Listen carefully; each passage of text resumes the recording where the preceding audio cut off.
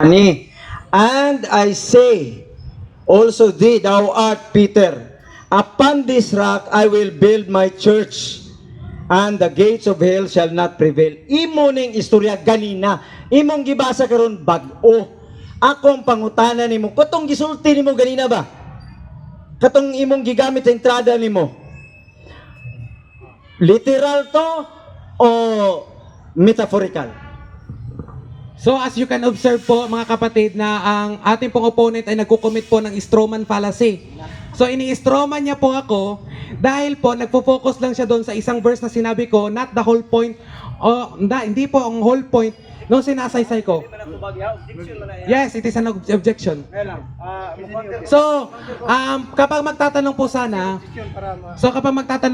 it is all about doon sa lahat ng sinaysay ko. Hindi po tayo magko-commit ng strawman fallacy po. Counter opposition.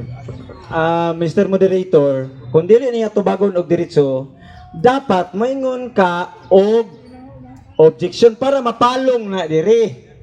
Human, mo counter ko. Ayaw gamita ang imong tubag.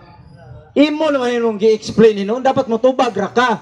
Ani ni siya brother Mr. Moderator, brother EJ. Once gani nga mo object ka, imong i-point ang atong kasabutan asa dito dapit sa refer na lang. Asa dapit dito ang refer nimo nga nag-object ka. Ayaw i-answer ng imuhang time, ana Mr. Moderator. Asbo na ako Mr. Moderator ha. Time pa niya. Di, naka-close na, ayaw kablaka, naka-off na. Ang once gani nga ang akong kalaban mo object, iyang i-cite asa ko dapitan na strawman. Ayaw ipatubag Mr. Moderator ang iyang tubag agis na ako kay dili na mamao. So, nga niya itong buhaton. Pag na-objection, i-address sa kuha. Para mapasa na ko sila, patunga ko ninyo. Sige, so, nga. Mamutan na, continue. Wasbo na ako kay kung di siya mo kuan, di siya mo tubag ato, mo bali na lang ko.